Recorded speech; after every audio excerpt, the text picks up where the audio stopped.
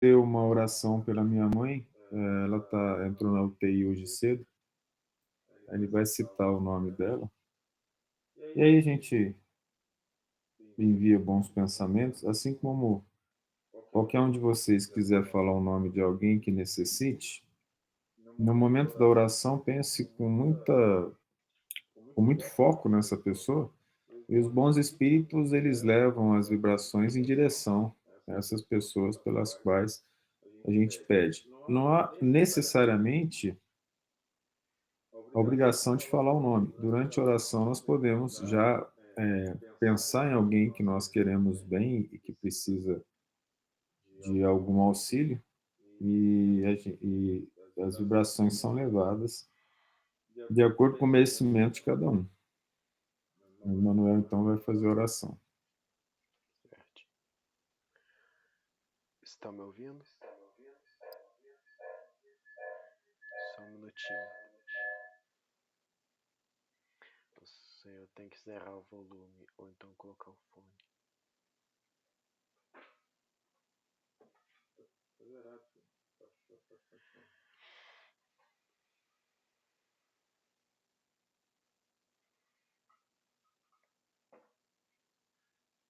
Mestre amado Jesus, luz de nossas vidas,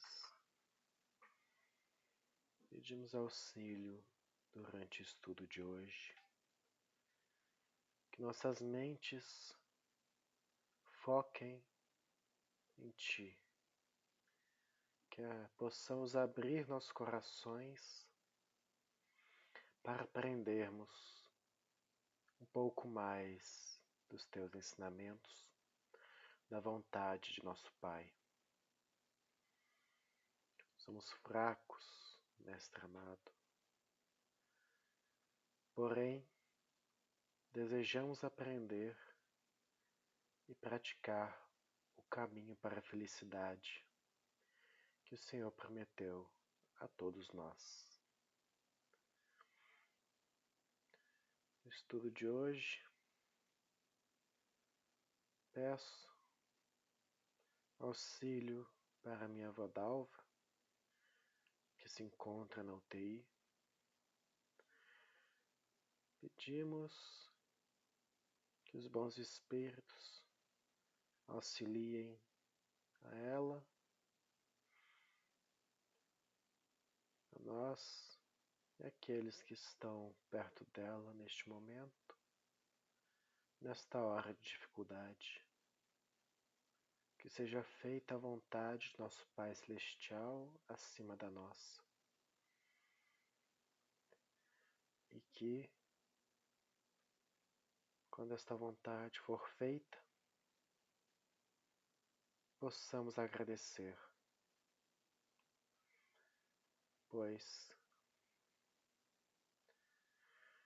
Ele tudo sabe, tudo fez. Obrigado novamente por esta oportunidade, Mestre. Que assim seja.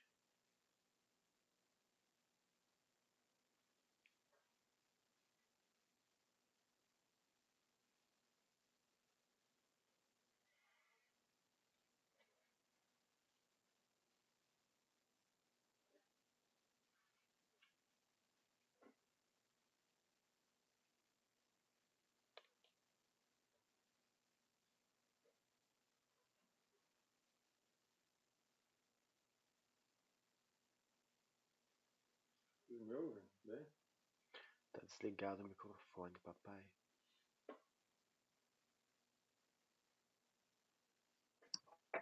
Vocês me ouvem bem? Sim.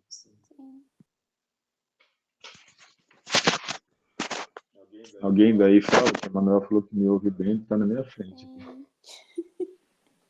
Sim.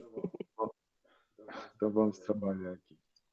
Nós paramos no nosso estudo passado, nós falamos um pouco de Hipócrates e contamos a história do mito da caverna, né? De Sócrates e Platão. E Platão escreveu a filosofia de Sócrates como seu principal discípulo. E ele também, por si mesmo, depois da morte de Sócrates, ele assumiu posto de filósofo na Grécia, o mais importante da época. Para a história humana, Sócrates e Platão deixaram aquilo que nós escrevemos, né? As informações de técnicas filosóficas e psicológicas. Sócrates é considerado o pai da psicologia. Ele utilizou os recursos da maiêutica e da ironia. Para nós espíritas, o Sócrates e o Platão, eles são citados em dois momentos importantes da história espírita. O primeiro momento é no Evangelho segundo o Espiritismo, na introdução do Evangelho segundo o Espiritismo, no item 4, em que o Allan Kardec escreve Sócrates e Platão, precursores da ideia cristã e do Espiritismo. Evangelho segundo o Espiritismo, item 4. Aí o Kardec escreve assim: do fato de haver Jesus conhecido a seita dos essênios, fora errôneo concluir-se que a sua doutrina auriu-a ele dessa seita, e que, se houvera vivido noutro meio, teria professado outros princípios. Isso é que ele está dizendo, que os essênios era uma seita junto, na mesma época dos fariseus e saduceus, que apresentava algumas características, como serem vegetarianos, terem os cabelos compridos, não beberem, e alguns acharam que Jesus estava falando como essênio, e não é a questão, né? As grandes ideias jamais irrompem de súbito. As que assentam sobre a verdade sempre têm precursores que lhe preparam parcialmente o caminho. Então, Kardec está falando que ocorre uma preparação do caminho filosófico ou de alguma ideia predominante. Depois, chegando o tempo, envia Deus um homem com a missão de resumir, ordenar e completar os elementos esparsos, de reuni-los num corpo de doutrina. A história humana, ela estuda os fatos que foram escritos e eles tentam entender aquilo que ocorreu. Com o passar do tempo, eles verificaram que quem escrevia a história eram os ricos. E quem escrevia a história das guerras e das dominações eram os dominadores. Difícil compreender o que acontecia no povo em geral. Isso foi estudado e ainda é estudado nas escavações em que os utensílios são encontrados, o tipo de utensílio usado, a maneira como o povo em geral era enterrado, né? Para nós espíritas, olha que a visão é diferente porque ela está cheia de fé.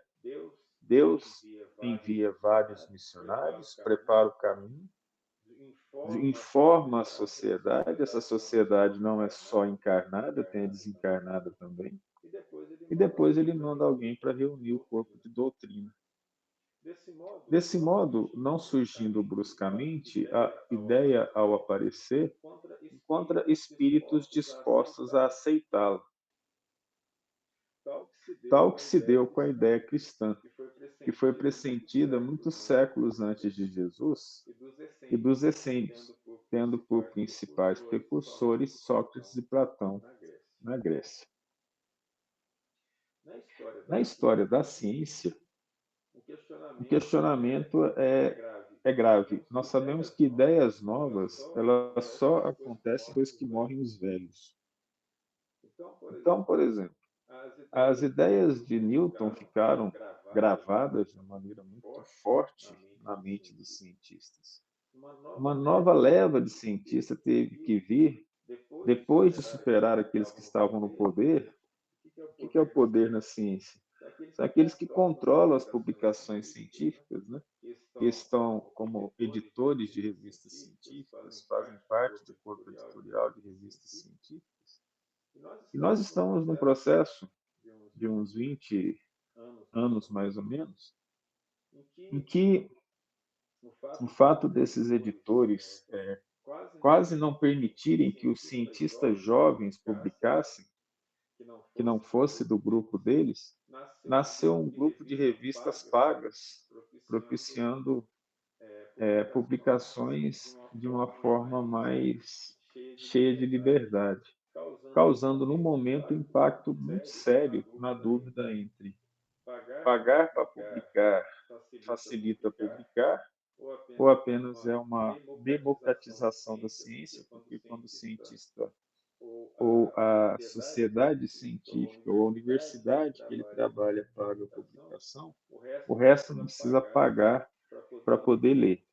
Por exemplo, se eu publico um artigo numa revista que eu não pago para publicar,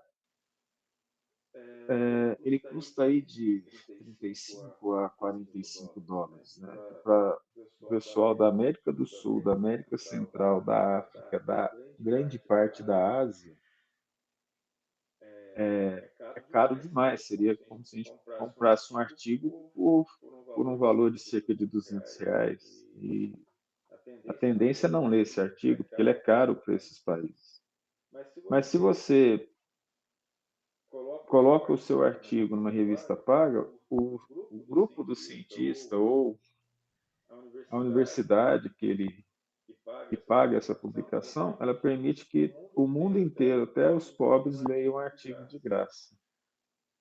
Aí vamos voltar para aquela época, não tinha revista científica, ciência como nós a conhecemos não existia. Então, como que eles conheciam Sócrates e Platão? Através de histórias contadas, verbalizadas, faladas.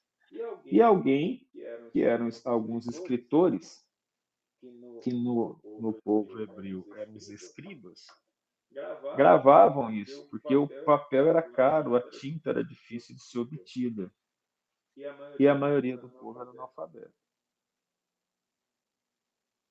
Então o pessoal era conhecido de boca a boca, só que demorava para que uma informação nova, uma ideia chegasse a determinadas regiões. Nós podemos dizer, por exemplo, que devido à dominação romana, e antes da dominação grega, os hebreus, que é o povo que o Cristo encarnou, conhecia parte da história de alguns filósofos, um pouco de matemática, um pouco de filosofia em geral e de lógica. Sócrates, como Cristo, nada escreveu, pelo menos nenhum escrito deixou. Como Cristo, teve a morte dos criminosos, vítima do fanatismo, por haver atacado as crenças que encontrara e colocado a virtude real acima da hipocrisia e do simulacro das formas, que existe até hoje. Né?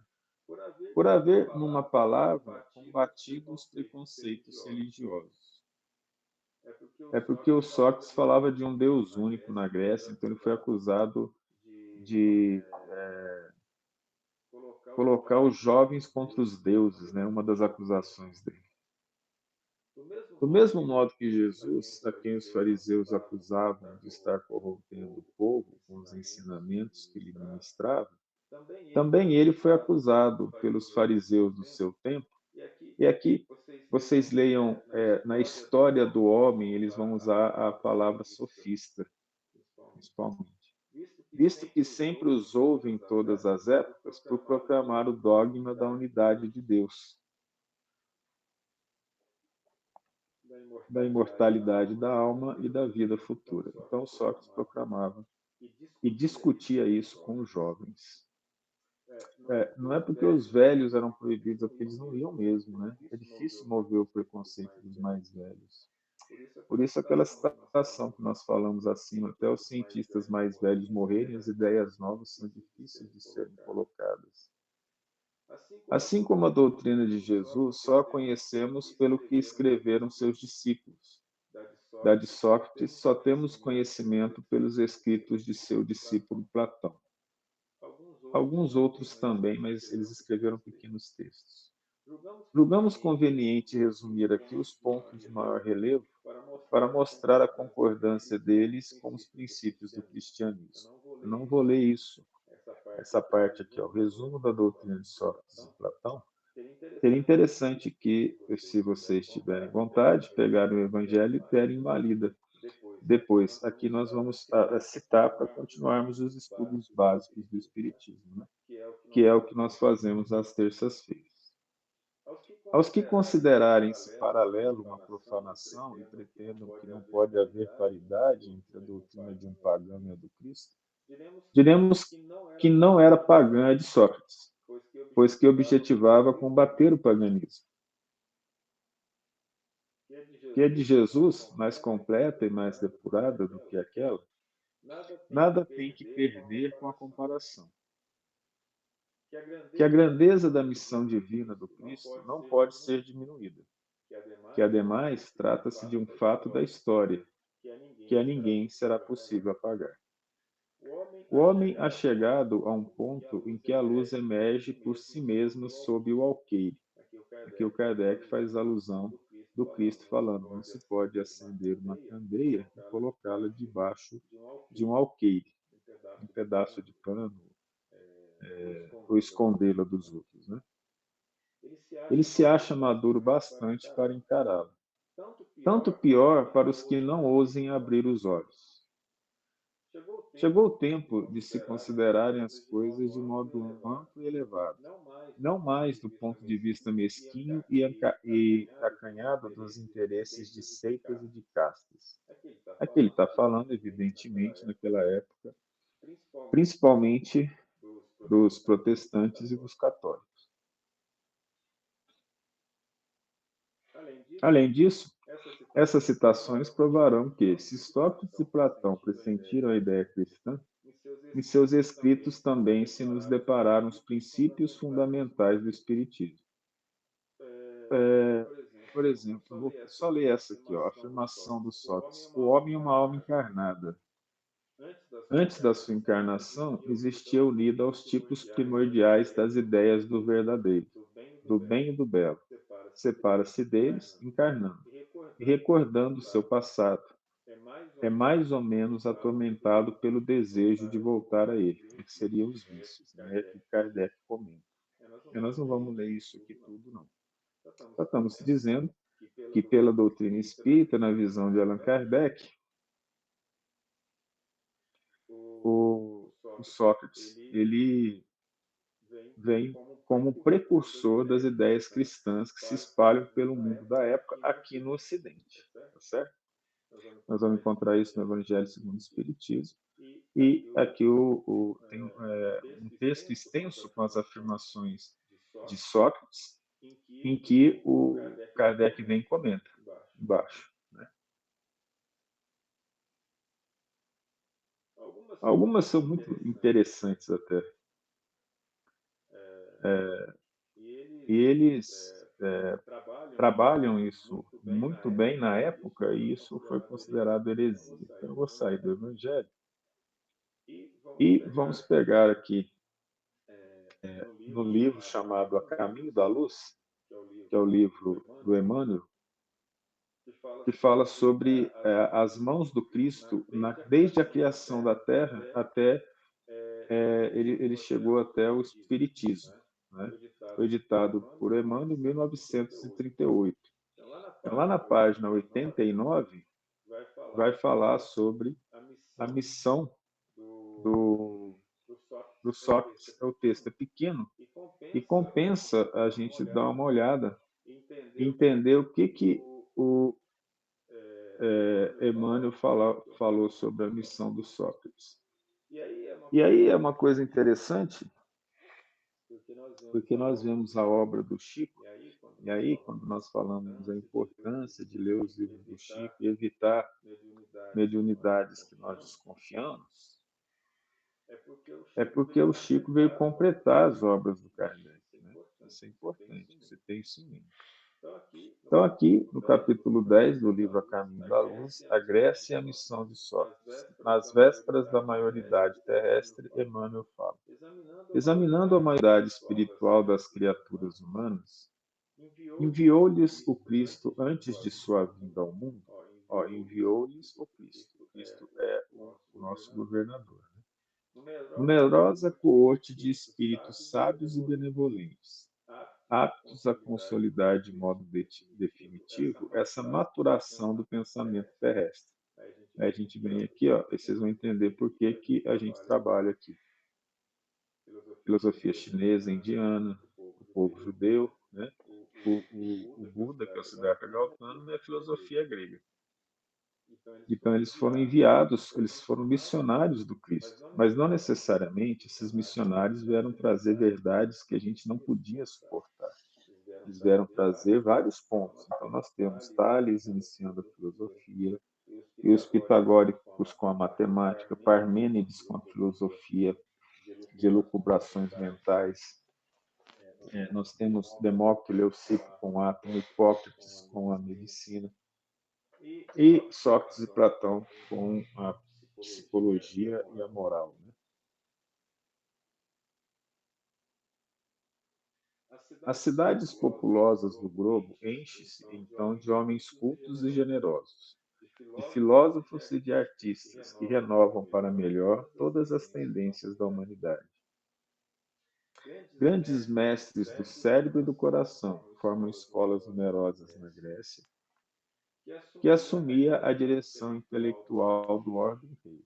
Nós vemos que essa direção intelectual ela muda, né? Da Grécia para Roma, depois de Roma e da Igreja para os árabes. Dos árabes, ela retorna novamente para a Europa e fica na mão dos ingleses, vai para a Alemanha, volta para os ingleses e hoje está na mão dos Estados Unidos.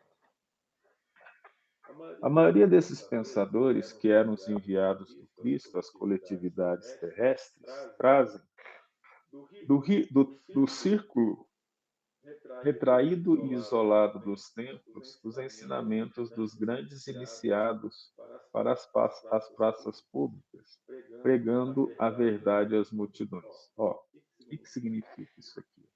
Trazem do círculo retraído e isolado dos templos.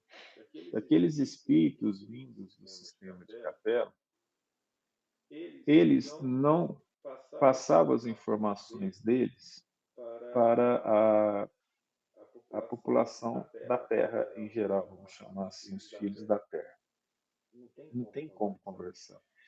Vocês já tentaram conversar com uma pessoa muito ignorante, que ela tem os preconceitos formados, ela não quer ouvir ninguém, e ela só presta atenção em si mesma? Tenta explicar algumas coisas para essas pessoas no sentido moral, mostrar o caminho, elas não entendem. Então, esses indivíduos, o que eles fizeram? Eles se fecharam, se isolaram. É melhor a gente não conversar, senão nós vamos até apanhar aqui. Né? Assim, vamos pensar um caso mais extremo que foi de Galileu. Né? Galileu falou que, afirmou que Copérnico havia falado, que era a Terra girava em torno do Sol, e ele foi preso. Nós temos o Copérnico, foi excomungado depois da morte, Giordano Bruno foi queimado. Né? Então, assim, são coisas bastante complexas em que a verdade fere demais os preconceitos. Assim como a organização do homem físico exigir as mais amplas experiências da natureza, ele está falando os milhares e milhões de anos em que a genética foi trabalhada no primata que gerou o ser humano, que não é o chimpanzé, ele está citando isso, porque ele fala isso nos capítulos anteriores. Antes de se fixarem os seus caracteres biológicos definitivos, a lição de Jesus, que representa o roteiro seguro para a edificação do homem espiritual, deveria ser precedida pelas experiências mais vastas no campo social, ou seja, a melhora social. Nós vamos ver que a Grécia inicia a democracia, né? E é por essa razão que observamos, nos 5 séculos anteriores à vinda do Cordeiro, uma aglomeração de inúmeras escolas políticas, religiosas e filosóficas dos mais diversos matizes em todos os ambientes do mundo. É o que nós falamos lá em geral. Então, para aquele que tiver mais curiosidade, é uma leitura gostosa, não é fácil, tanto pelas informações da ciência em geral, quanto pelas informações espíritas, mas o livro A Caminho da Luz é um livro muito gostoso de ler para a gente entender a história por trás da história humana. Né? Atenas e Esparta. Muitas teorias científicas que provocam o sensacionalismo dos vossos dias como inovações ultramodernas foram conhecidas da Grécia, em cujos mestres têm os seus legítimos fundamentos. Veja que interessante. Ele está falando do século XX, né?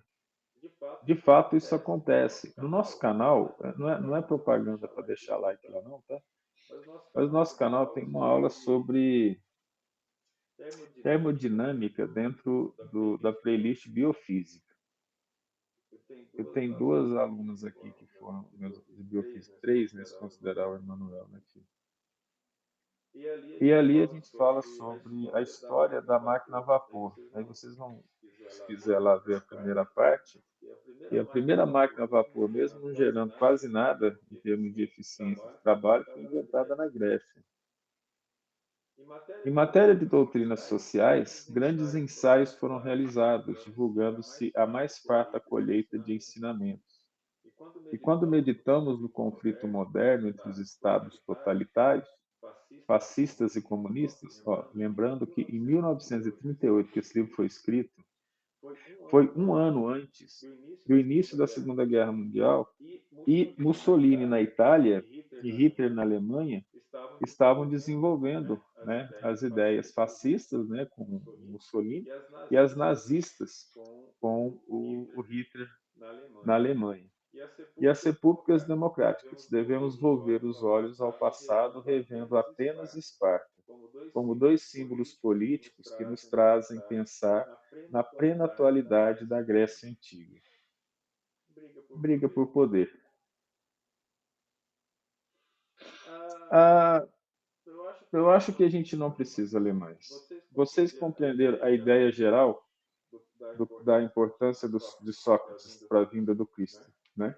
Vamos passar aqui para Sócrates, mas veja bem que aqui ele cita até, aqui antes, ó, ele cita Pitágoras, nós não falamos de Xenófanes, a escola jônica e atomista, com Tales, Demócrito, Leucipo, Parmênides, que ele não cita aqui, depois o século de Péricles, né, com a beleza, a cultura, a poesia. Então, o Senhor contempla das alturas essa época de elevadas conquistas morais, cheios de amor e esperança. Aí manda Sócrates. E é por isso que de todas as grandes figuras daqueles tempos longínquos, somos compelidos a destacar a grandiosa figura de Sócrates na Atenas antiga. Superior a Anaxágoras, seu mestre, como também perfeitamente interpretado pelos seus três discípulos mais famosos, na qual Platão é um deles, o grande filósofo está aureolado pelas mais divinas claridades espirituais. Ele era espiritualmente acima dos seus discípulos. No curso de todos os séculos planetários, sua existência, em algumas circunstâncias, aproxima-se da exemplificação do próprio Cristo. Sua palavra confunde todos os espíritos mesquinhos da época e faz desabrochar florações novas de sentimento e cultura na alma sedenta da mocidade. Nas praças públicas, ensina à infância e à juventude o formoso ideal da fraternidade e da prática do bem, lançando as sementes generosas da solidariedade dos pósteros. Mas Atenas, como cérebro do mundo de então, apesar do seu vasto progresso, não consegue suportar a lição avançada do grande mensageiro de Jesus. Sócrates é acusado de perverter os jovens atenienses, instilando-lhes o veneno da liberdade nos corações. Preso e humilhado, seu espírito generoso não se acovarda diante das provas rudes que lhe extravasam do cálice de amarguras. Consciente da missão que trazia, recusa fugir do próprio cárcere, cujas portas se lhe abrem às ocultas pela generosidade de alguns juízes. Enviados do plano invisível, cercam-lhe o coração magnânimo e esclarecido, nas horas mais ásperas e agudas da provação. E quando a esposa Xantipa, Assoma as grades da prisão para comunicar-lhe a nefanda condenação à morte pela cicuta, ei-la exclamando no auge da angústia e desesperação. Sócrates, Sócrates, os juízes te condenaram à morte. Que tem isso? Responde resignadamente o filósofo. Eles também estão condenados pela natureza. Mas essa condenação é injusta, soluça ainda a desolada esposa. E ele a esclarece com um olhar de paciência e de carinho. E quererias que ela fosse justa? Senhor, do seu valoroso e resignado heroísmo, Sócrates abandona a terra, alçando-se, de novo, aos páramos constelados, onde o aguardava a bênção de Jesus. Para mais leituras, esse livro e um livro do irmão X, chamado Reportagens Além Túmulo. E ali vocês vão encontrar uma lição em que Sócrates é entrevistado pelo Humberto de Campos, que é o irmão X. Tá? Tudo tranquilo até agora? É mais importante entender a visão do mundo espiritual sobre esses filósofos que vieram trazer uma preparação intelecto-moral para a vinda do Cristo. Pode pensar, mas foi bem antes e foi em outro lugar. Nós não podemos nos esquecer que nós reencarnamos e que quando Cristo veio, aqueles espíritos que foram considerados importantes para a vinda dele se reuniram lá na Judéia, o povo hebreu. Os que conseguiram se melhorar antes já haviam voltado para o planeta da qual eles vieram, o sistema de Capela. E outros que ainda se mantiveram rebelados depois da vinda do Cristo ainda permaneceram na Terra e acabaram se tornando os filósofos da Idade Média, da Idade Moderna, os cientistas desses tempos, e os principais que escreveram as páginas dos livros da doutrina espírita, porque a redenção deles acabou servindo de exemplo para que eles fossem os espíritos que trouxeram, através do seu sofrimento e da sua experiência, os ensinamentos que a gente está aprendendo hoje. Tudo bem?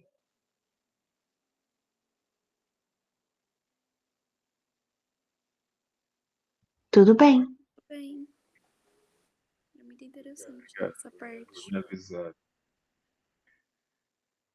Depois, um dos indivíduos que ouviu Platão foi Aristóteles. Né? Platão ele construiu uma escola na Grécia e quem frequentou essa escola foi Aristóteles, que foi o grande filósofo e educador de Alexandre o Grande, na Macedônia. E aí, quem assistiu o filme ouviu lá o Aristóteles ensinando. Mas Aristóteles tinha dinheiro muito a mais do que Sócrates e Platão, e muito mais do que Platão. E ele é considerado o pai da sistemática, da zoologia, da botânica, da lógica. Ele tinha um zoológico com espécies do mundo inteiro que Alexandre mandava trazer para ele através das suas conquistas, grandes exemplares. Ele falava da matemática, mas nunca, assim como Platão, fez algum teorema ou algum axioma ou estudos matemáticos mais profundos. Mas em termos de física, ele foi o precursor das ideias da física, do movimento dos astros, da astronomia, não astrologia. Ele foi considerado o pináculo da filosofia grega. Ninguém o considera maior que Sócrates, mas considera aquele que mais abarcou conhecimentos da época, deixando vários livros escritos. Alguns desapareceram, lembrando que eles foram traduzidos para o árabe e do árabe para o latim, no final ali, século IX, quando a Europa começa a retomar as informações dos árabes e começa o início da decadência árabe e as universidades se iniciam na Europa, principalmente através das conquistas de Carlos Magno. Vocês vão encontrar essas informações nos livros de história e na parte espiritual no livro A Caminho da Luz que nós falamos. Feito isso, nós não temos quase ninguém entre aí 300 antes de Cristo e o próprio Cristo. Nós temos sim uma grande afloração das ideias cristãs na preparação do povo de Israel. E aí o Cristo vem. O Cristo chega na Terra para marcar uma mudança do planeta de primitivo, que a Terra era, para o planeta de provas e expiações. Para vocês terem uma ideia, quando os espíritos falam assim, nós estamos no fim de uma era, a Terra está passando de planeta de provas e expiações para planeta de regeneração. Então, a ordem são 5 tipos de mundos, né? E na evolução, os planetas primitivos, em que reina a maldade, a força bruta. Aí, quando um Cristo vai nesses planetas, é o momento em que marca a mudança desse planeta de planeta primitivo para planeta de provas e expiações, que através da dor, esses espíritos primitivos começam a aprender. Veja que Emmanuel fala que a Terra estava nas vésperas da maioridade, ou seja, nas vésperas de ser um planeta de prova e expiações, 600 anos antes da vinda do Cristo. Isso é véspera para eles. Então ele fala assim, a Terra já é um planeta de regeneração. De acordo com o tempo, sim, mas o tempo de mudança ele demora demais. Ele não é assim, a gente acha que uma geração em 20 anos, 30 anos vai ocorrer essa mudança, uma geração vai viver hoje 70, 80 anos. Se nós contarmos isso, as gerações precisam encarnar. Se a gente considerar que 2/3 do planeta está desencarnado, e a gente considerar que todas essas gerações têm que passar pela mesma prova, e tem uma geração encarnada, e cada geração tem 70 anos, a gente vai precisar de 200 anos para que todos os espíritos ligados ao planeta Terra passem pelas mesmas circunstâncias. Isso jogando por baixo.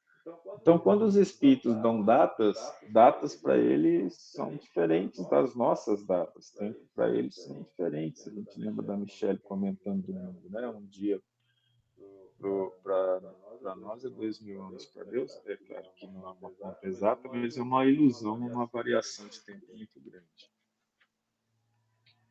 O Cristo, então, quando vem, ele vem para uma humanidade que foi preparada nas escolas da espiritualidade, através dos missionários, para poder receber a lição do que é o amor.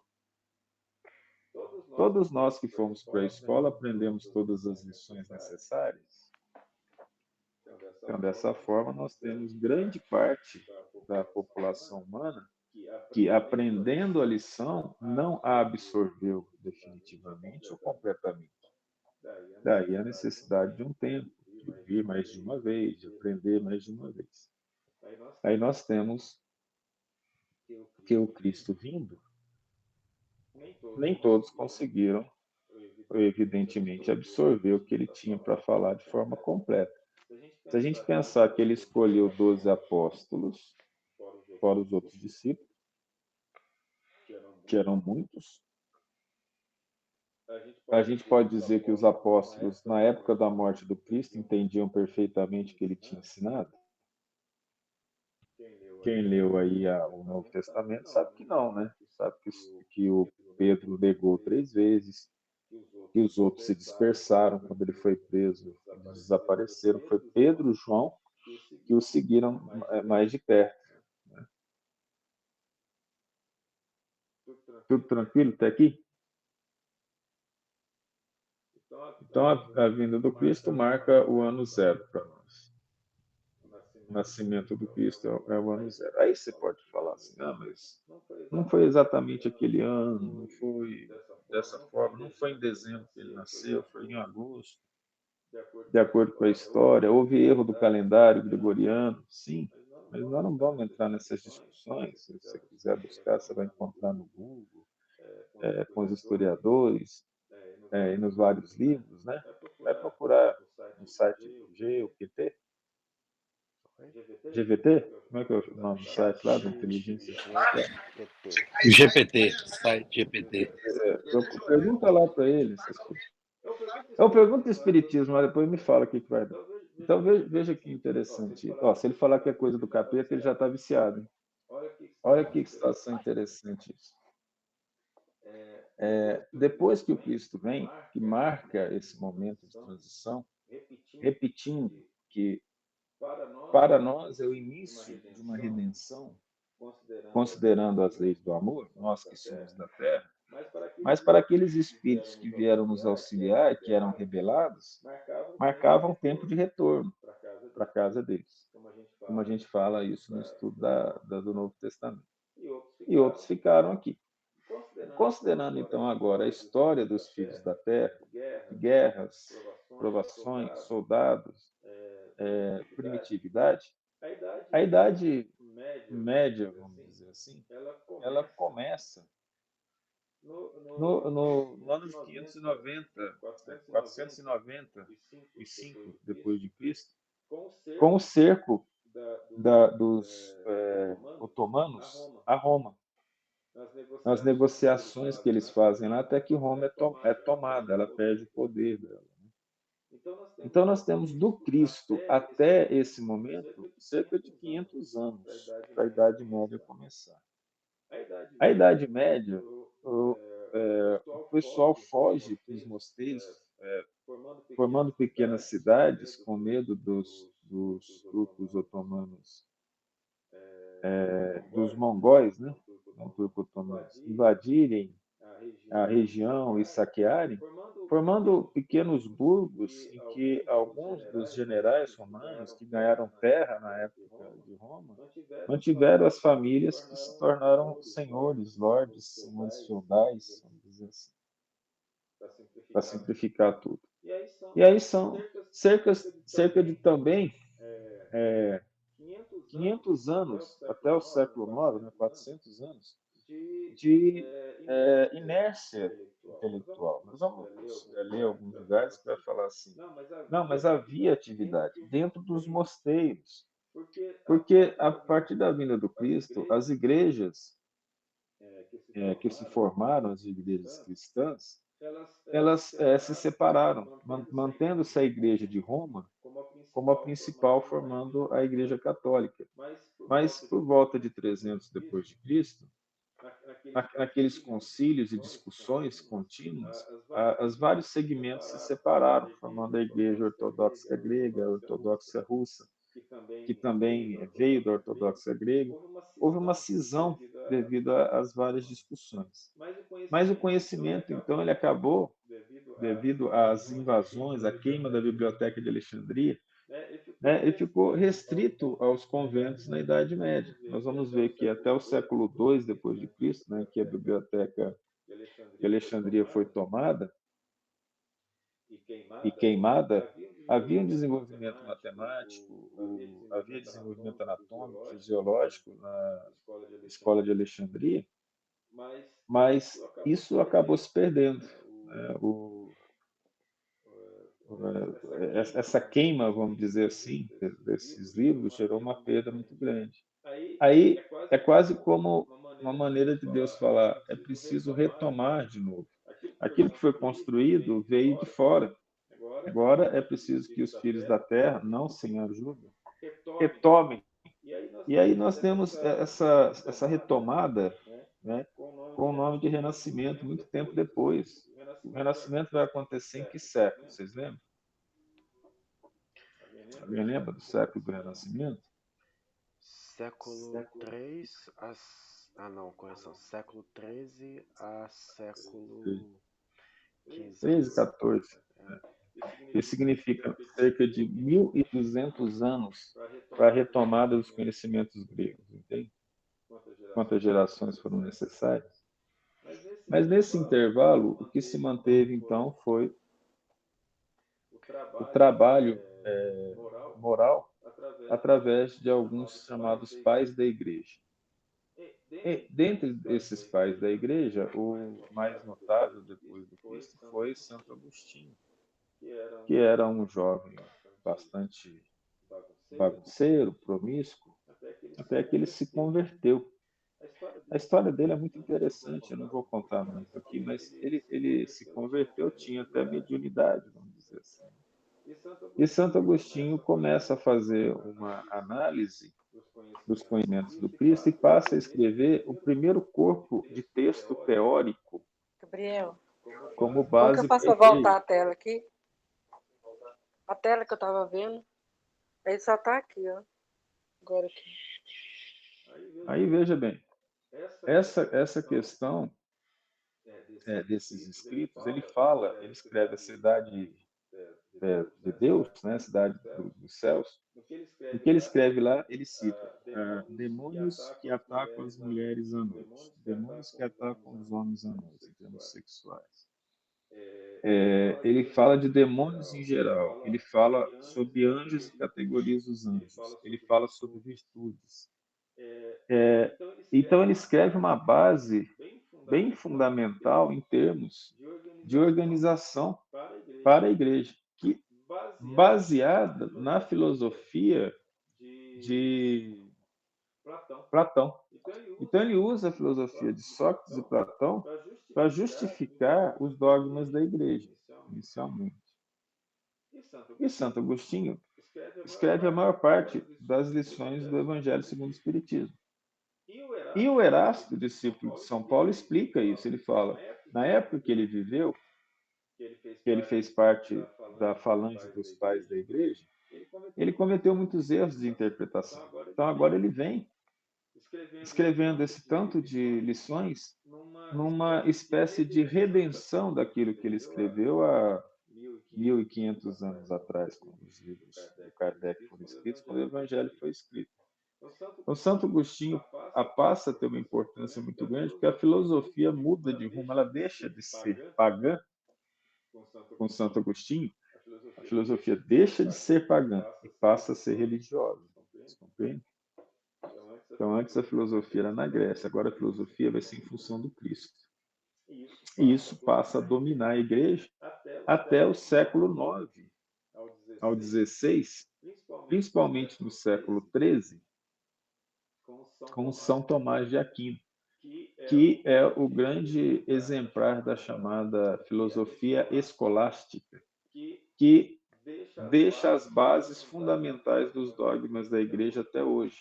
Só que São Tomás de Aquino, ele era mais aristotélico do que socrático, vamos dizer assim. E ele utilizou, então, a lógica de Aristóteles para justificar a fé, para justificar os dogmas da Igreja Católica, que passou a dominar o sistema político do mundo no século V depois de Cristo, né, com o Papa o Imperador Constantino, não é isso? Não estou enganado? Que associa a Igreja à política. E aí, nesse caso, o Estado passa a tomar conta da religião e da política.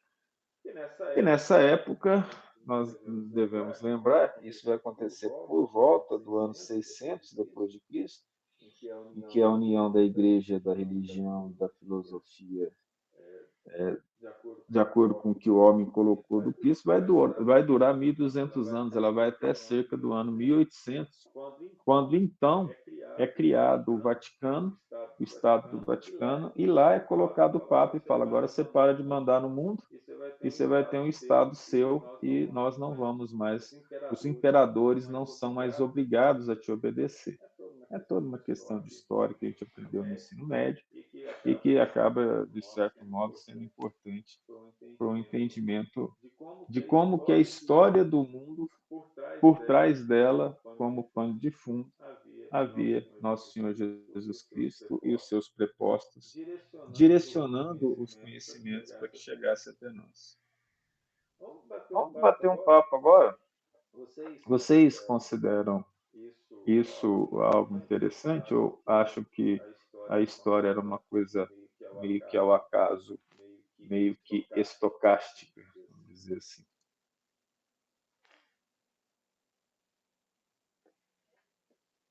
Eu achei bastante interessante, porque eu não tinha essa visão, assim, sabe?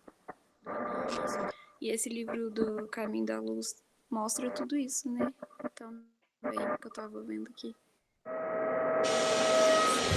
Tudo, os primeiros seres humanos, né? Bem interessante. Estava lendo enquanto a gente estava falando. Legal, obrigado. Sim, eu baixei ele aqui.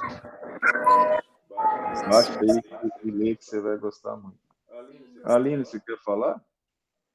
Não, é só para comentar também que eu não tinha assim, eu não tinha essa visão de como as coisas vieram se desenvolvendo junto chegando na espiritualidade nessas fases, sabe?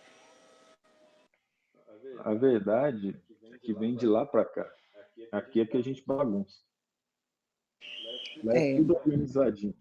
Lá é como se fosse a sala dos professores. Todos os planos de aula perfeitinho, tudo arrumadinho, né? Aí vem os missionários para as salas de aula. Aí você já viu o que dá. Né? Mais alguém comentando? Então, tá bom. Vamos agora, então. Eu coloquei aqui início do método científico. Por quê? Porque a gente enxerga São Francisco de Assis como se fosse apenas um padreco bondoso, né, que era amigo dos animais. Ele era extremamente inteligente. No livro A Caminho da Luz, nós vamos ver que ele é a encarnação de João Evangelista, o discípulo amado do Cristo. João tinha 15 para 16 anos quando foi seguir o Cristo. E foi o discípulo com maior envergadura espiritual, o apóstolo de maior envergadura espiritual. Ele então retorna para a Terra com a missão de, devido ao desvio que a igreja estava exercendo, em termos de apego ao mundo material, ele vem para dar exemplo de humildade em nome do próprio Cristo. Veja que, em termos de tempo, ele é até anterior a São Tomás de Aquino. Mas ele veio num tempo em que a igreja já havia se tornado a maior senhora feudal da época. Ninguém tinha tantas posses quanto a igreja. E ela mandava em todo o Ocidente. Até hoje, a instituição com maior quantidade de terras espalhadas pelo mundo é a Igreja Católica, é o Vaticano. São Francisco de Assis, ou Santo Francisco de Assis, viveu de 1181 a 1226.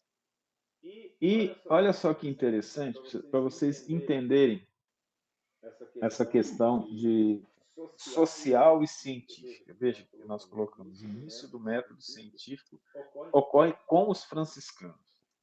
Olha o que ele fala. Senhor, dai-me forças para mudar o que foi possível mudar. Dai-me resignação para aceitar o inevitável. Mas dai-me, sobretudo, sabedoria para distinguir uma coisa da outra. Por que isso? A igreja estava com a seguinte filosofia. Se você nasceu servo, seja servo, morra como servo, e você não tem que mudar sua classe social. Se você é nobre, você é protegido de Deus, você é rico, você não tem que mudar sua classe social. Entenderam a questão? Eles botaram o dogma e o nome de Cristo para exercer influência sobre o povo e colocar o povo para trabalhar pela pequena quantidade de nobres. E como que era a hierarquia da igreja? Papa, bispo, nobres, padres, povo. Entendeu? De tal forma que nessa época da Idade Média, em que as mulheres eram acusadas de não terem filhos homens, por quê? Era preciso ter pelo menos 2 filhos homens. Estou falando filho homem como se fosse um sublinhado, tá? Filho é homem, mas eu estou falando isso assim, ter homens como filhos, para que o primeiro, o primogênito, fosse o substituto do pai. O segundo fosse aquele que iria para a igreja, ia se tornar padre mesmo sem vocação. Mas por quê? Porque a igreja, quando ela desconfiava ou ela tinha interesse nas terras de um determinado nobre, ela falava que esse nobre era herege, queimava na fogueira e ficava com as terras dele. Por lei, entendeu? Ela foi a grande grileira para tomar a terra dos outros. Então, quando você tinha alguém da família dentro da igreja, você tinha um poder político dentro da igreja para não perder suas posses para a igreja, para ser acusado de herege.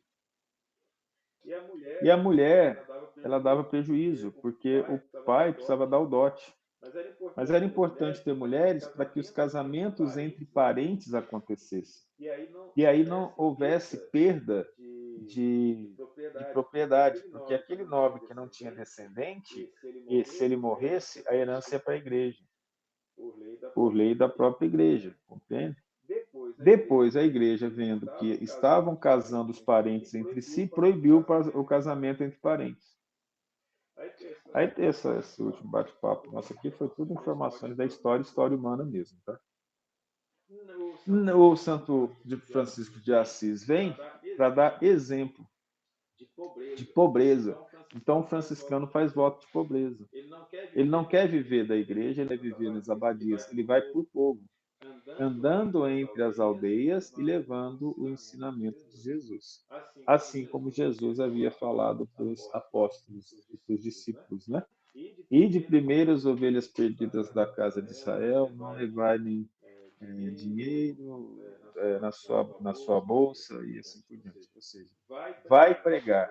E aí o Santo Francisco veio para fazer isso. Dentro, então, da nova ordem eclesiástica dos franciscanos, aqueles que resolveram seguir Francisco de Assis, nasce basicamente a ciência a partir do século XII. Roger Bacon era um franciscano. Ele era um padre franciscano. De 1214 a 1294, viveu aí 80 anos, muito para aquela época. Né? Ele, então, é o primeiro indivíduo a gerar uma informação sobre método científico. Ou seja, ele vai contra a igreja. Enquanto a igreja dogmatiza, ou seja, ela fala tem que ser assim. Por quê? Porque sim, igual o pai moderno, né? Ele fala as conclusões de tudo que você fizer para serem válidas devem passar pelo crivo da experiência. É a primeira vez que isso é escrito de forma bem clara. Você tem que provar aquilo que está falando, senão não é ciência. Ciência nasce aqui como método. Anteriormente, ela era filosofia. Então, você tem uma teoria, por exemplo, do Aristóteles, que ele falava que jogando uma pedra, o turbilhão de ar da força que você gerava carregava a pedra, e como a pedra era terra, a terra atraía a terra, ela tinha que descer para o local normal dela. Isso até parece interessante em termos místicos, né? Mas em termos de física nós sabemos que não é isso. Da força da gravidade, a força que é impulsionada, só lá no século XVII com que Newton vai explicar esse fenômeno de outra maneira. Então, pela primeira vez, dos franciscanos nasce a ideia de que é necessário fazer experiências para que as afirmações sejam verdadeiras. E aí nós temos um padre, também franciscano, que descobre através dos telescópios mais modernos, do telescópio mais moderno da época lá no século XV e XVI, que realmente quem se move é a Terra em torno do céu e não o contrário, do Sol, né? Não o contrário. Porque para Aristóteles havia as esferas no céu. Ele falou que eram esferas de cristais, na verdade de um elemento chamado éter. Então, para Aristóteles havia 4 elementos, né? Ar, água, terra e fogo. Então, quando você fala o quinto elemento, ele é o éter. Então, éter é sinônimo de etéreo, espiritual, celeste, assim como quinta essência, porque existem 4 essências, a quinta essência é o éter. Então, quinta essência significa celeste, espiritualizado, algo fora da Terra, tá certo? Daí nasce tudo isso graças a essa filosofia do Aristóteles. E Aristóteles domina o mundo medieval graças ao São Tomás de Aquino, que foi o principal representante da filosofia básica da Igreja em termos dos dogmas da própria Igreja. Copérnico, então, como eu falei, ele morre em 1543 e no dia depois que ele morreu, o livro dele é lançado, em que ele prova através do telescópio e faz cálculos, ele faz cálculos muito complexos, é um grande matemático, que deu inclusive base para os estudos de Newton, que a Terra gira em torno do Sol e é excomungado. Até fiz aquela brincadeira, né? Copérnico, você está aqui no céu, mas aí teve um abaixo-assinado da igreja, você vai agora para o inferno. Tá? Olha só. Antes, e aqui eu usei aqui as datas erradas, mas para vocês terem uma ideia de algumas influências, né? Vamos dizer assim. Aqui eu errei, viu? Essa aqui não é a data de Giordano Bruno, não. Vou consertar isso? Deixa eu ver se... Vou arrumar aqui. Acho que aquele Ctrl+C, Ctrl+V eu não arrumei. Deixa eu ver com o Giordano Bruno. Não é para ser aqui. Eu errei. É 1548 a 1600. Giordano Bruno tem que arrumar. Vocês arrumam aí. Aqui está no PDF, depois eu arrumo. 1548 a 1600, tá? Giordano Bruno. O Giordano Bruno, então, existe agora eu não sei qual streaming que é. A história dele é maravilhosa. É um médium que foi levado ao plano espiritual. Levado ao plano espiritual, ele viu habitantes em outros planetas, e os planetas tinham outros seres, que a Terra girava em torno do Sol, e viu os vários céus. Ele, então, pega as ideias de Copérnico e começa a pregar na igreja, o Giordano Bruno. E ele começa a fazer essas pregações e conta essas histórias que eram consideradas absurdas pelo povo, né? Até que ele vai pregando em vários lugares e vai fugindo da igreja e chega na Inglaterra, onde ele faz a última palestra dele, que ele era muito baixinho, eles contam, e para ele dar as palestras tinham que colocá-lo em cima de caixotes. Aí ele contando essas histórias dos sonhos que ele tinha, que ele via. Ele é o primeiro a falar abertamente de pluralidade dos mundos habitados, é o primeiro a falar abertamente sobre as várias esferas espirituais. Ele não considerava a existência de céu e do inferno, mas várias esferas espirituais, de acordo com a bondade daqueles que viviam na Terra. No que ele dá a palestra e fala isso, ele é ridicularizado. Ele sai sozinho. Não me lembro qual foi o local da Inglaterra, em Londres, que ele fez essa palestra. Triste, e vai e se entrega na Itália para poder sofrer as acusações, né? Pagar as acusações que foram feitas para ele da igreja. E chegam, ele fala, olha, se você renegar tudo que você disse, você vai ficar apenas preso e não vai ser queimado. E ele optou por não negar aquilo que ele havia falado, da pluralidade das existências, da pluralidade dos mundos habitados.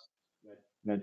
Ele não usava o termo reencarnação, era pluralidade das existências. Ele resolveu não negar, então foi queimado.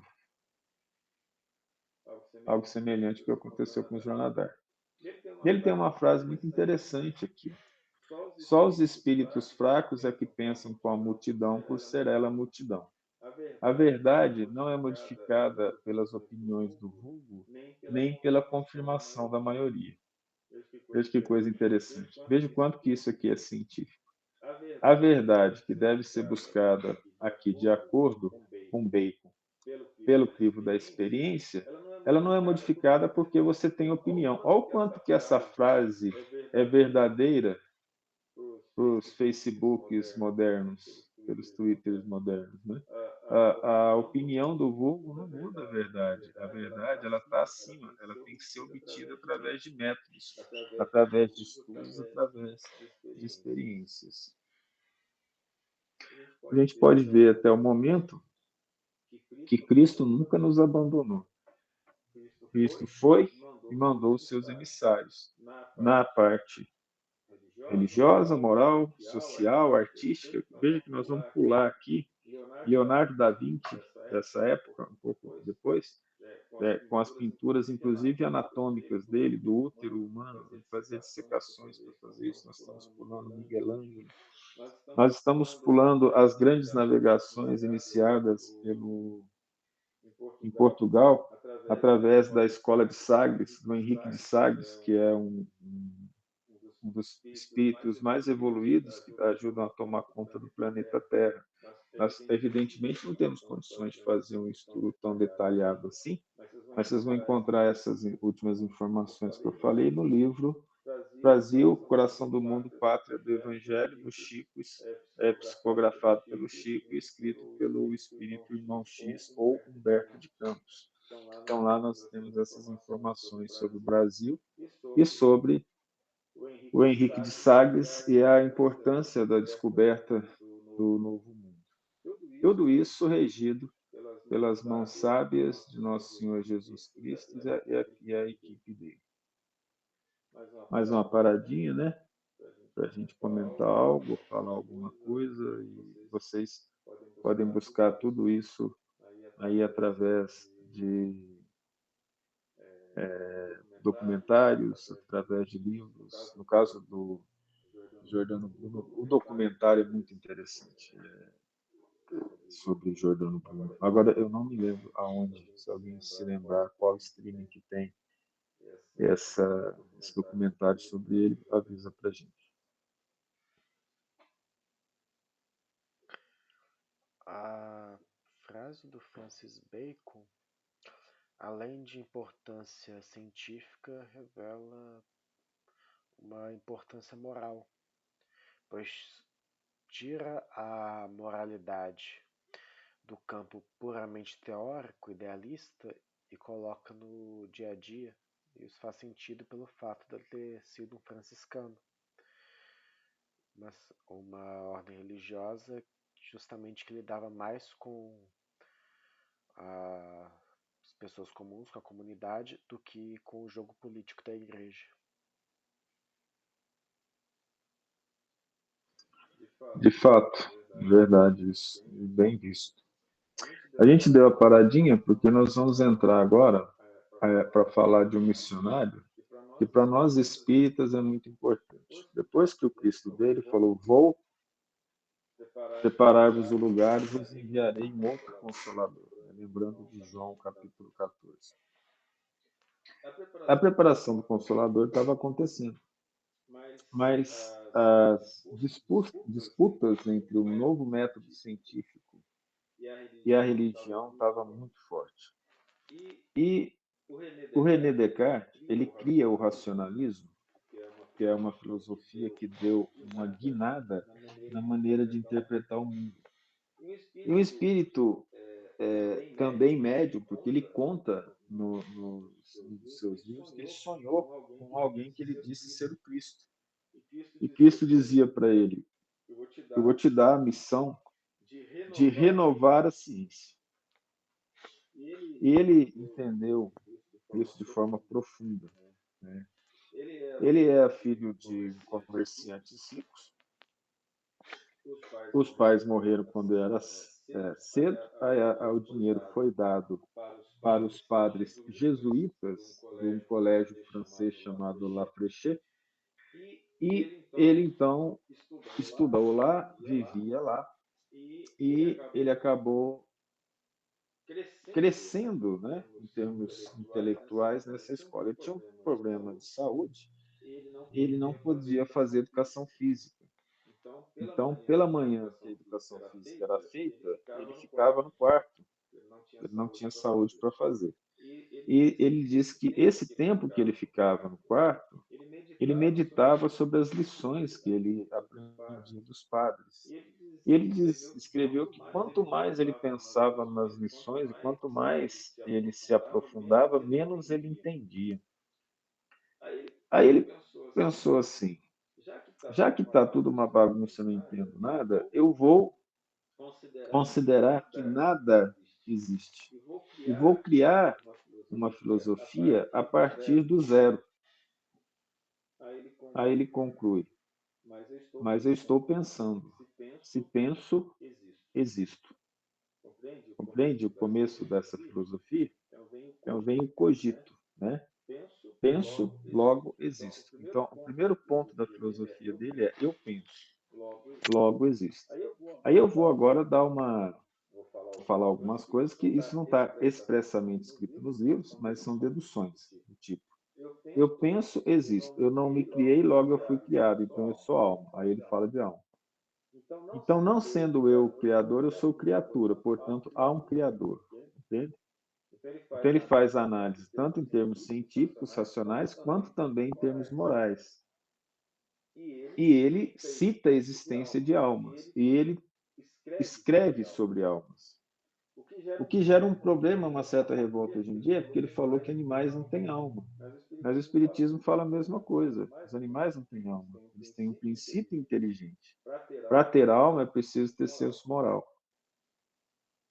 Então vamos agora, aqui eu dei informações a mais sobre René Descartes devido à grande importância dele.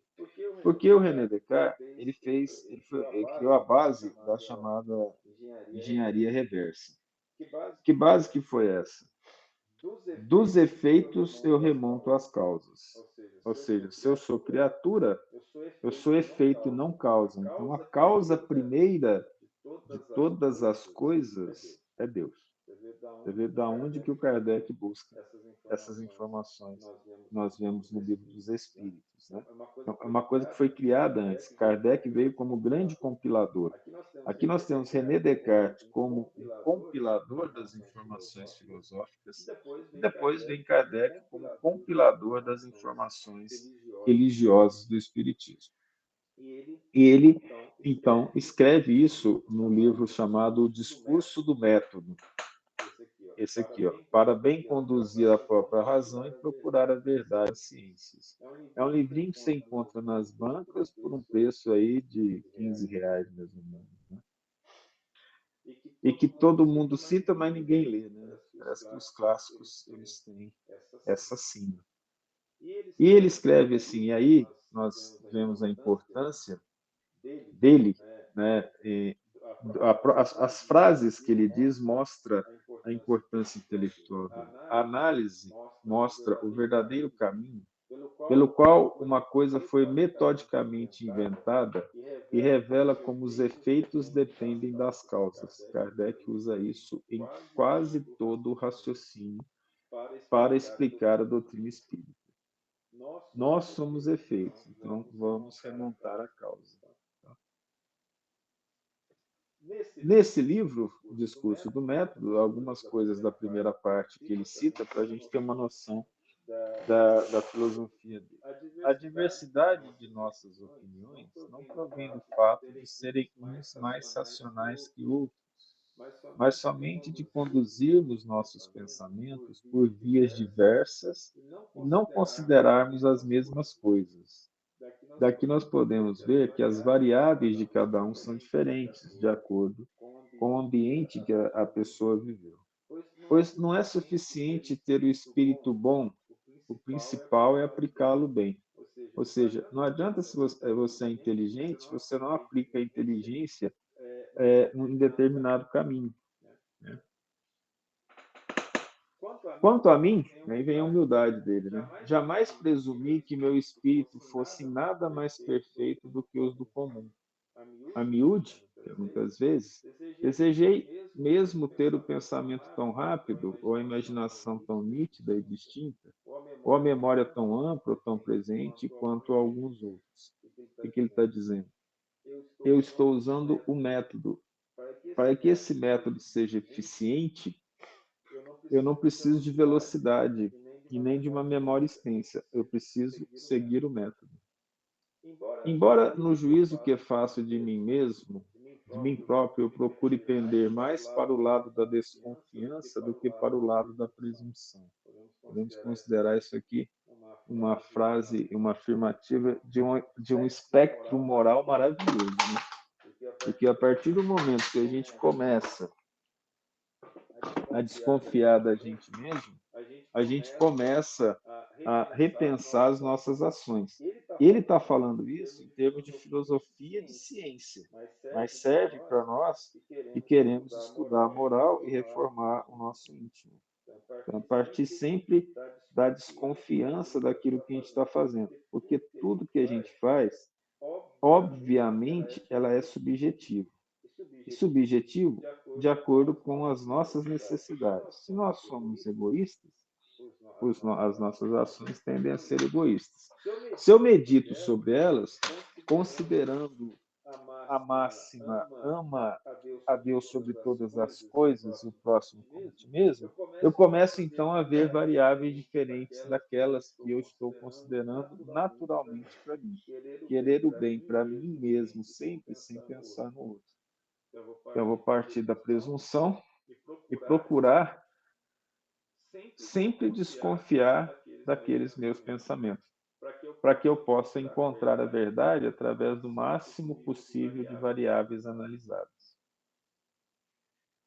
Ele continua, pois me havia enleado em tantas dúvidas e erros, e aí ele, quando ele viveu lá na escola, né, como a gente tinha falado, que me parecia não haver obtido outro proveito, procurando instruir-me, senão a de ter cada vez mais a minha ignorância. É para se perguntar, né? Todos os professores que deram aula para a gente, realmente era melhor assistir a aula deles ou sair e ler o livro da matéria? Pergunta que a gente deve fazer. Se sair, você vai levar falta. Pode ler lá na sala. Comprazi-me, sobretudo, com as matemáticas, por causa da certeza e da evidência de suas razões. Eu pus de propósito. Na segunda parte do livro, ele escreve: mas, como um homem que caminha só e nas trevas, resolvi ir tão lentamente e usar de tanta circunspecção em todas as coisas, que mesmo se avançasse muito pouco, evitaria pelo menos cair.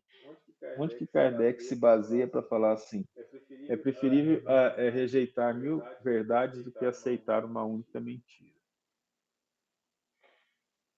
Kardec usou a filosofia racional de René Descartes para a construção das bases filosóficas e lógicas da doutrina espírita. Aí, ele dá os passos para a ciência. Então, ele cria um tipo de método filosófico científico, o Descartes. E coloca esses métodos em 4 itens. Jamais acolher alguma coisa como verdadeira, quando você estiver estudando. Evitar cuidadosamente a precipitação e a prevenção. Então, ele fala, não vá muito rápido, ou seja, não se precipite, e também não seja preconceituoso. Aí, isso aqui, ele foi acusado disso, do item 2. Dividir as dificuldades em quantas parcelas for possível para melhor resolvê-las. Ele fala das matemáticas, mas nós podemos ver que nós fazemos isso naturalmente. Né? O corpo humano é dividido em aparelhos, em sistemas, em órgãos e em tecidos, em tipos de células. A gente pega um exercício para fazer, a gente não resolve de uma vez, você vai começar a organizar as parcelas. Tem uns exercícios de matemática tão grandes que eu preciso falar, vou resolver primeiro esse, para aplicar isso no outro, para que eu use o outro e possa fazer. Isso aí não é de segundo grau, mas tem alguns que são meio complicados. Construir uma casa, por exemplo, um engenheiro, ele pode construir de qualquer jeito, começar pelo telhado? Não, vai pela fundação, pela base. Vai organizar aquilo em cima da fundação, depois escolher a fundação, de acordo com o tipo de solo, ele vai colocar que tipo de organização ele vai fazer ali em cima da fundação para poder levantar as paredes, colocar o telhado por cima. E ele fala conduzir os pensamentos do mais simples para o mais complexo, sendo então que o complexo é derivado do simples, né? E depois ele fala fazer enumerações completas e gerais e nada omitir, como se fosse possível. Mas aqui ele coloca, então, no livro, o Discurso do Método, os 4 passos para a reorganização da ciência do mundo e da filosofia. E, de fato, ele passa a usar uma lógica bem diferente das que era usado pela igreja. E ele era muito medroso. Então, ele descobriu a grande pequena circulação de secando cachorro. Se ele admite que ele tinha descoberto isso, grande circulação, é o coração mandando sangue para o corpo inteiro. Pequena circulação é o coração do lado direito, o coração mandando sangue para os pulmões e recebendo de volta sangue oxigenado. Se ele fala isso, ele ia ser queimado, né? Então ele não fala. E ele evita falar de algumas coisas, escreve de modo bastante, vamos dizer assim, obscuro, para que ele não fosse acusado pela igreja. Ele conseguiu, apesar de ter vivido 54 anos, vamos dizer assim, ele morreu de tuberculose quando ele foi ser instrutor da rainha na Suíça, de uma princesa ou rainha suíça, não me lembro agora. E como a saúde dele era bem frágil, ele acabou morrendo lá doente. Mas o tempo que ele viveu na França, e ele também fez parte do exército francês para lutar em guerra, eu não me lembro qual, mas ele fez esses escritos e as análises matemáticas, iniciando situações muito importantes. O que nós chamamos de gráfico cartesiano é um exemplo maravilhoso de organização, de colocar dados, associar valores, de criar realmente uma ciência. E para nós espíritas, ele foi a base que o Kardec utilizou nos raciocínios do Livro dos Espíritos, da Gênese, do Céu e Inferno, do Evangelho e do Livro dos Médiuns. Um dos enviados do Cristo. Algum comentário sobre o René Descartes? Você tem o livro aí, filho? Vou mostrar aí perto. Ele estava aqui só para mostrar a capa. Você lembra quanto você pagou nele? Eu tenho aqueles verdinhos, né? Eu não paguei, o senhor tinha aqui na biblioteca. Era um dos que o senhor comprou há muito tempo. Não precisa falar o tempo. Eu paguei R$2 nele, pra você ter ideia do tempo que eu comprei ele. Mas trabalha para mostrar para vocês, tem uma coleção inteira. Tá desligado, muito pai. Baratinho, de capa verde. Pai, desligado. Tem uma coleção inteira, você compra o livro, assim, eles têm capa verde, e essa coleção tem os filósofos, tem desde de Sócrates, né, até a história de Newton e de outros cientistas, de Bohr, por exemplo, e que é uma leitura simples, gostosa de fazer, para conhecer a história desses ou dessas personagens, né? Hoje se aceita personagem no masculino, mas a origem é feminina. Galileu, italiano, Galileu Galilei, foi forçado pelo pai a fazer medicina na Itália, em Pisa. E ele foi fazer medicina, porque dava dinheiro, né? Só que ele estava sentado na Catedral de Pisa vendo o lustre balançar. E ali ele vendo o lustre balançar, ele botou o dedo assim na artéria radial dele, para sentir a pulsação. Aí o lustre balançava de um lado para o outro e ele sentindo, contando em quantos batimentos que o lustre ia de um lado para o outro. Aí, através de uma indução, o que ele pensa? O raciocínio indutivo e o raciocínio dedutivo. Desculpa, dedução. Ele pensa, mas se eu considerar que nada vai impedir o balanço desse pêndulo, desse lustre, o tempo de ida e volta dele vai ser fixo ao infinito. E aí ele larga aquilo e começa a escrever a equação do movimento harmônico simples. Não precisamos falar qual é aqui, nem fazer isso, mas é uma forma, de uma certa forma, até simples. E ele resolve, então, se rebelar contra o pai, larga de fazer medicina e vai fazer ciências naturais, vai fazer física, voltando para a física. Naquela época não existia o termo física, né? E aí ele tem várias invenções e acaba mudando a maneira de pensar do mundo, porque ele cria um método científico, na qual o método científico dele é usar a matemática para explicar fenômenos. Então, o Galileu, para vocês terem uma ideia, no livro A Gênese, ele escreve a primeira parte, em que ele explica o tempo e a estrutura do universo. Ele é o espírito que, na Gênese espírita, ele vem com a missão de nos passar informações sobre o tempo e o universo. E o Galileu, naquela época, nós temos aqui século XVI, XVII, tem algumas frases interessantes que eu coloquei aqui para nós entendermos a importância dele. Nós sabemos que ele foi condenado pela igreja porque ele desenvolveu o telescópio. De acordo com Aristóteles, aquelas esferas que formavam o céu, elas eram perfeitas. Então o pessoal falava, mas por que então que a gente olha para a Lua e vê aqueles buracos? Aí o Aristóteles falava, isso é a sombra das nuvens. Pra vocês terem ideia, né? E ele, olhando com o telescópio, viu que a Lua tinha buraco, descobriu alguns planetas e que esses planetas eles não eram perfeitos, esferas perfeitas, indo contra aquilo que a igreja havia considerado como sendo verdade absoluta, porque mesmo a igreja não provando as coisas, você tinha que acreditar porque era dogma.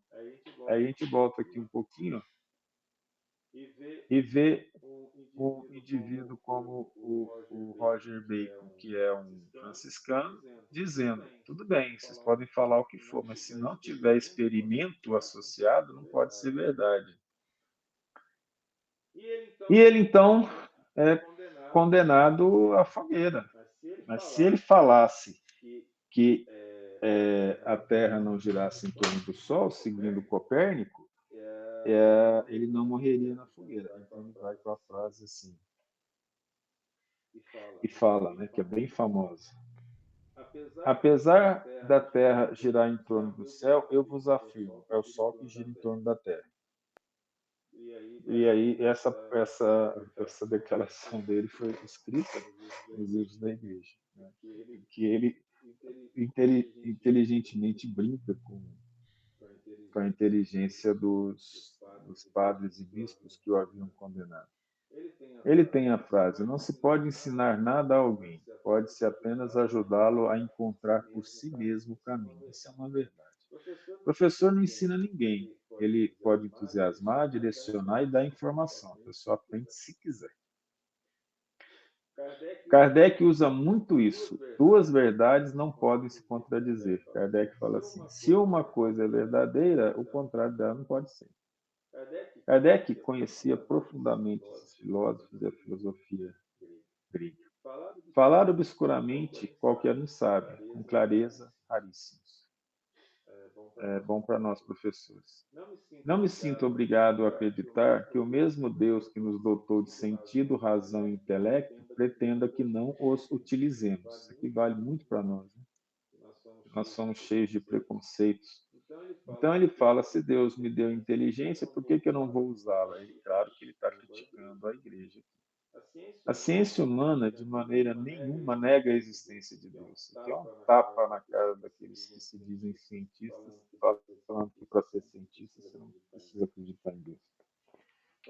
Quando considero quantas e quão maravilhosas coisas o homem compreende, pesquisa e consegue realizar, então reconheço claramente que o espírito humano é obra de Deus, e a mais notável. A maior sabedoria que existe é a de conhecer-se a si próprio, que ele está parafraseando, né, aquela frase grega que o Sócrates usou como base, que é o gnote sialto.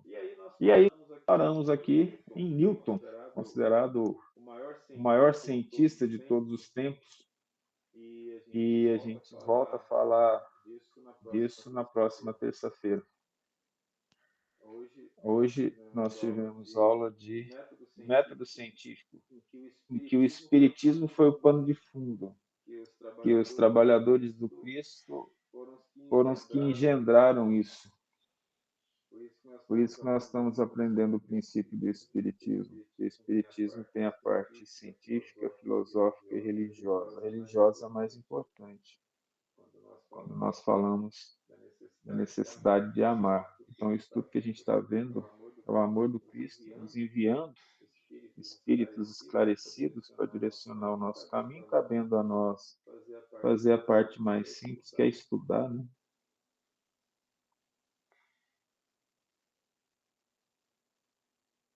Tudo bem para todo mundo? Tudo Tudo certo. bem. Tá bom, vamos acabar por hoje, pode ser? Prof, essa aula foi gravada? Eu perdi bastante conteúdo a hora que a minha internet se desestabilizou. O Emanuel gravou, né? Ai, que benção. Mas Obrigada. aí é o que faz a Michele, querida aluna, me chamar de prof. Teoricamente, tinha que ser um bate-papo. Como ninguém fala, eu sou obrigado a falar. Mas tá bom. Desculpa, Seria muito é interessante. hábito. Não, fica à vontade. Eu estou falando, estou chamando a atenção aqui para a gente conversar, pergunta, falar, mas quem que foi esse Descartes? A gente para aqui, vai lá no Google verificar mais. Nós podemos conversar. Necessidade para Geralmente eu faço isso depois dos estudos. Eu vou escrevendo as coisas que me chamam a atenção e depois eu vou pesquisando a respeito. Aí eu acho que fixa um pouco mais. Depois eu reassisto a aula novamente, aí as informações para mim ficam bem mais claras. É um bom exemplo, tá vendo? Mas falar aqui, vocês não acham que tornaria nosso bate-papo mais interessante, já que está virando quase monólogo?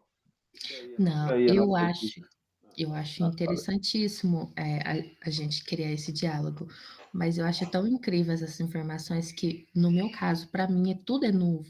Então, quanto mais você fala a respeito disso, para mim é muito bom. Então, eu te interrompendo a respeito de algum assunto, assim, sendo que eu posso falar com o senhor posteriormente, eu meio que, na minha cabeça, não sei se eu estou certa, eu sinto que eu estou perdendo informação, que eu estou perdendo as coisas que eu.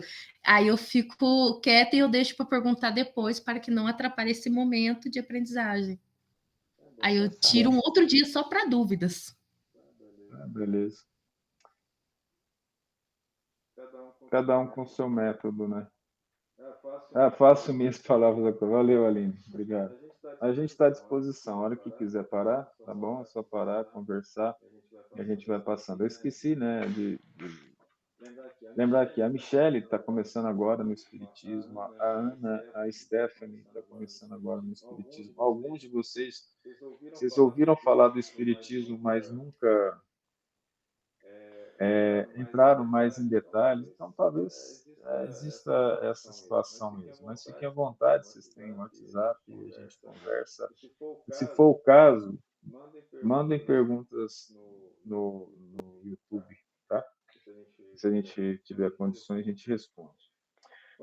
Vamos fazer a nossa oração final e eu vou fazer a oração e a gente finaliza, tá bom? Tá bom. E melhoras aí para dona Dalva, viu, Thales? Tá em nossos pensamentos aqui. Obrigado, André. Vamos orar. Senhor Jesus, mestre amado e amigo incondicional de todas as horas, envolva-nos em teu amor, em tuas bênçãos, dando-nos a força necessária para te buscarmos o tempo todo, para buscarmos o Senhor em nossos pensamentos, em nossas ações, estudarmos o que o Senhor nos trouxe como exemplo e como filosofia da felicidade em nome do nosso Pai. Que a nossa fé seja ardente, contagiante, para nos encher de esperança, assim como aqueles que estão à nossa volta, para que ela se transforme em amor e caridade, para que a nossa alma resplandeça a tua presença para todos aqueles com quem convivamos. Muito obrigado, Senhor. Assim seja, Até Senhor. mais. Amém. Que assim Boa noite, seja. Até Seja. mais. Boa Boa noite noite. para todos. Tchau, Boa tchau. noite, Bom dia. gente.